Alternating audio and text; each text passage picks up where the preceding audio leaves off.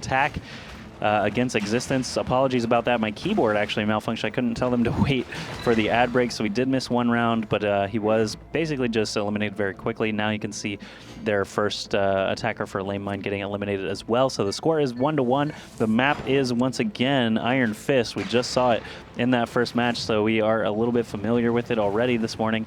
Slip attacking in now for Existence. He had at least one success. I think he had 2 successful attack rounds on that last map breach. Yeah, played really good there, and of course Slip working on the left side, and like a G gets that shot just so good there. And he will have one defender hanging out by the fence near the goal, and he might try and go for the challenge here, getting picked by Rocket, but does get the exchange though. 12.2 meter shot, and it's going to be a 1v1. Will be Slip versus Kamito.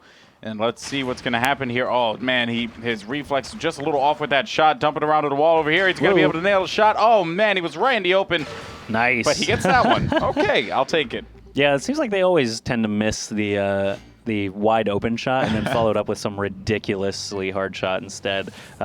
Like Hot Mustard actually doing jump shots to, wow, that had a twist to it. If that had connected, that would be top 5 for sure. He did a wall jump into the long-range shot. I've been seeing that a lot lately, but not connecting. Yeah. Usually it's just like, I'm going to run down and throw down a laser and see if I connect. But if someone hits that one day, it's going to be like, nice. Oh, my God, that's crazy. So Kamito still looking for an attack round for himself. I'm not sure. I think one LMIND member got an attack round last game.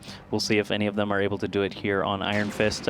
Sickness, props again to him for adminning the tournament this morning. We had kind of some crazy times. We only had about an hour in the office before starting the qualifier, and with the big patch and server issues and all kinds of stuff like that, making the bracket and communicating with all the players can be quite difficult. So props to Sickness as Kamito gets taken out. It looks like a team ace there from Existence. Everybody got a piece of him, and now Nakes will be attacking for Existence.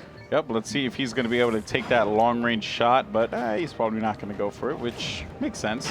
Oh, 91, never mind. Let me shut up. You never know when that laser's going to come out. Interesting. Great shot by Nakes on Slim. Amazing stuff. He misses one by 27 centimeters, though, but still, that is a great shot there.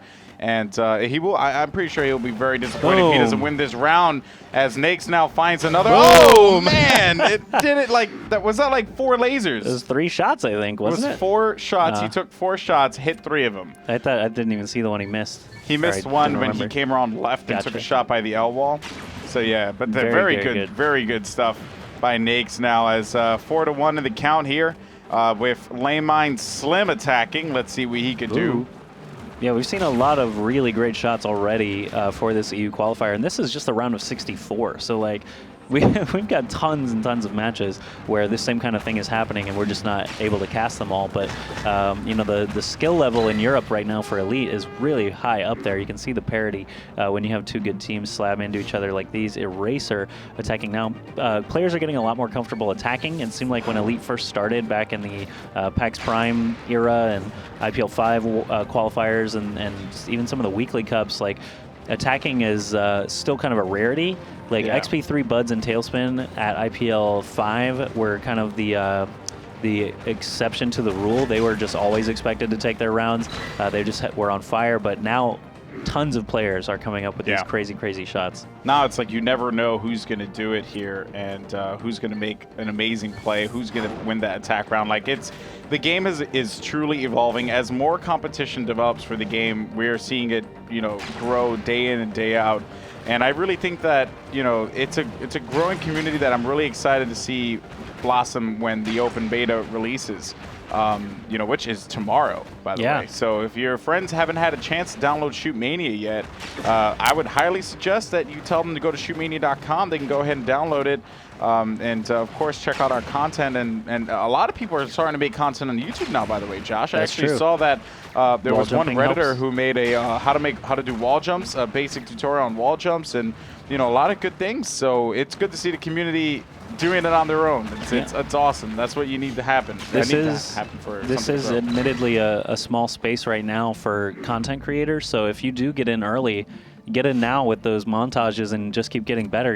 You're gonna be well known because the community is a touch smaller right now with open beta. That's all gonna change when the game releases. Obviously, it's gonna be worldwide. There's gonna be modes that are open for everyone. So this is definitely a small space with big potential. If anyone just gets familiar with the replay editor and knows how to do some video editing and just takes their time. You can also do tutorials and things like that. Editing doesn't have to be the best for that as long as it's easy to follow.